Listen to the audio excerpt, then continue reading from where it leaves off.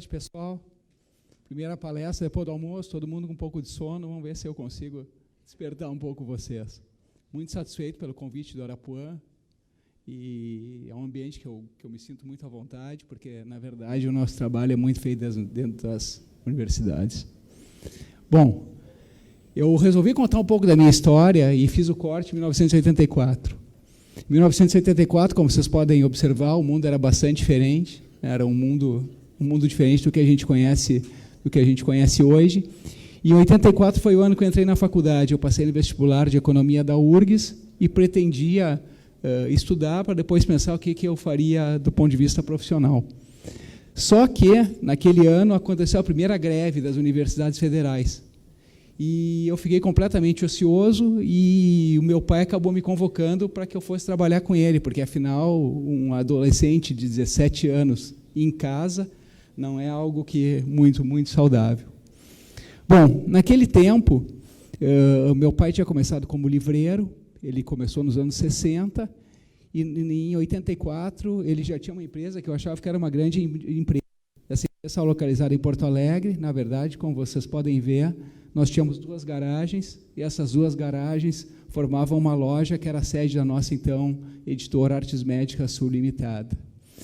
E quando, então, comecei a trabalhar, e meus amigos e no fim, hoje, depois, quando eu comecei a trabalhar naquelas garagens, hoje a gente tem 2.400 títulos publicados, vários selos editoriais, a gente tem liderança em várias áreas do conhecimento. Mas quando eu comecei a trabalhar naquela época, os meus amigos me perguntavam: mas, Celso, o que tu quer no Brasil com negócio editorial? Não tem uma opção melhor? Afinal, é um país que se lê pouco, e no teu caso ainda, né, que trabalha com livros acadêmicos e profissionais, talvez ainda seja pior, porque nas faculdades os professores indicavam os livros e os alunos, ao invés de comprar os livros, xerocavam os livros. Mas a questão é que o meu pai tinha uma paixão muito grande por esse negócio, e essa paixão acabou me contaminando, e a decisão não foi muito racional, a decisão foi muito mais por paixão do que por qualquer decisão um pouco mais estratégica. Além disso, a gente tinha uma outra dificuldade. Não é uma questão óbvia uma editora, principalmente de livros acadêmicos e profissionais, está localizada no Rio Grande do Sul. Nós somos a única editora considerada grande porte que está fora do eixo São Paulo, então longe do mercado. Então ainda tinha mais esse fator para dificultar, né, o projeto e a decisão. No fim, isso que para nós era para ser um problema, acabou se transformando numa vantagem competitiva. Como a indústria editorial é uma indústria que é muito orientada para produto, ou seja, o editor tradicional acredita que, tendo um bom livro e um bom autor, não precisa mais fazer nenhum esforço, que o mercado se encarrega do resto. Como nós estávamos longe dos grandes mercados, nós tivemos que investir numa rede de filiais, e talvez isso tenha feito a diferença frente aos nossos concorrentes. Bom, aqui eu pulo um pouco, avanço um pouco na história, e aqui eu vou para o ano de 2009. Em 2008, como vocês vão se recordar, o mundo estava prestes a acabar.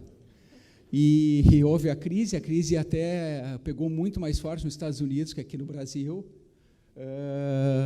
Então, o que aconteceu? A McGraw-Hill, que é uma das principais editoras acadêmicas e profissionais do mundo, resolveu fechar suas operações internacionais, inclusive aqui a do Brasil. E, por uma felicidade muito grande nossa, nós que já éramos parceiros, porque traduzíamos vários livros da McGraw-Hill, fomos escolhidos para sermos a empresa que ficaria com os ativos deles aqui no Brasil depois de um processo competitivo. Então, isso para mim foi um momento muito especial, porque meu pai tinha começado nos anos 60, vendendo livros no porta-mala do carro, muitos livros da McGraw-Hill, livros em inglês nos anos 60, que não haviam livros disponíveis em língua portuguesa. Poxa, e agora, depois de um intervalo de 30 ou 40 anos, nós estávamos tendo a oportunidade de sermos os donos da McGraw-Hill. Então, para mim, aquele foi a coroação de uma trajetória, foi algo muito especial. A questão é a seguinte: então fechamos o negócio, isso foi em 2009, mas 2009 eu estava muito satisfeito que, se por um lado tinha ido muito além do que imaginava que poderia chegar numa pequena editora do Rio Grande do Sul, mas, por outro lado, o mundo já era completamente diferente. Se antes, quando eu entrei no negócio, nós tínhamos o problema da pirataria física, agora a gente se dava, o problema agora era a pirataria digital, o mundo tinha outras fontes de conhecimento que não mais os livros, e outras fontes de comercialização. Então, assim, a indústria era completamente diferente. Então, no dia seguinte que nós fechamos com a McGraw-Hill, já começamos a nos perguntar, poxa, mas está tudo bem, nós chegamos agora aqui, mas vamos ter que nos reinventar. Então, nós começamos a pensar, talvez no futuro não existam mais livros como nós conhecemos. Além disso, talvez no futuro não existam mais as aulas como nós conhecemos. Então, isso é importante aqui na faculdade, é uma provocação. E talvez no futuro não exista nem mais a graduação como nós conhecemos. Hoje se fala muito, né, dos profissionais buscarem competências específicas e não mais uma graduação, já que o mundo é tão líquido e imutável. Então, nós precisávamos nos reinventar. O que nós nos damos conta é que o conhecimento é algo que sempre é algo que é permanente, é importante, e que a nossa vocação era a transmissão do conhecimento. Então, talvez nós pudéssemos ampliar os nossos horizontes e não mais pensarmos na empresa como uma empresa editorial, mas sim como uma empresa de educação. E foi então que nós começamos a fazer. Um vídeo rápido, só para...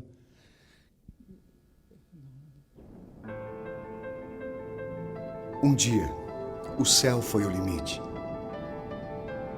E a terra, plana. As ondas eram imbatíveis. E as profundezas, um mistério. Um dia, o tempo foi calculado em grãos de areia e já dependeu dos raios do sol. O conhecimento já foi marcado nas paredes de uma caverna. Já foi medido em páginas, guardado em bytes. Já coube numa folha de papel, num disquete, num CD. No fim, o importante é a evolução que o conhecimento traz. Pode ser só voz, pode ser um livro, pode ser uma tela, pode ser onde for. Por onde o conhecimento precisar fluir, nós estaremos lá. Grupo A, ajudando a encontrar respostas para os desafios da educação. Bom, então nós resolvemos então tentar ampliar o nosso foco de atuação e nos reinventarmos mais uma vez. Então, definimos que o negócio editorial para nós é tão importante, que é algo que esse realmente está no nosso DNA e já numa segunda geração, permaneceria mais como um pilar, seria o pilar de conteúdo da empresa. Então, tivemos a primeira iniciativa, que não era uma iniciativa meramente editorial, mas claro que aproveitando a experiência que tínhamos, os relacionamentos que tínhamos, principalmente na área da saúde, onde 50% dos nossos livros são dedicados à área de biociências. Começamos um projeto de educação continuada. Então, procuramos as sociedades médicas brasileiras e começamos algo que era um modelo de negócio diferente do negócio tradicional editorial.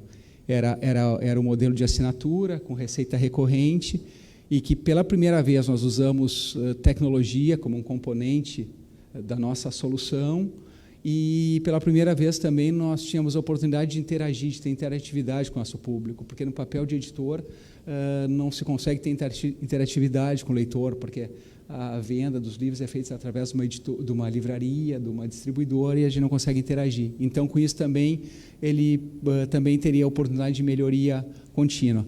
Fomos bastante bem-sucedidos nessa iniciativa, e isso nos deu coragem, então, a confiança necessária para continuar empreendendo.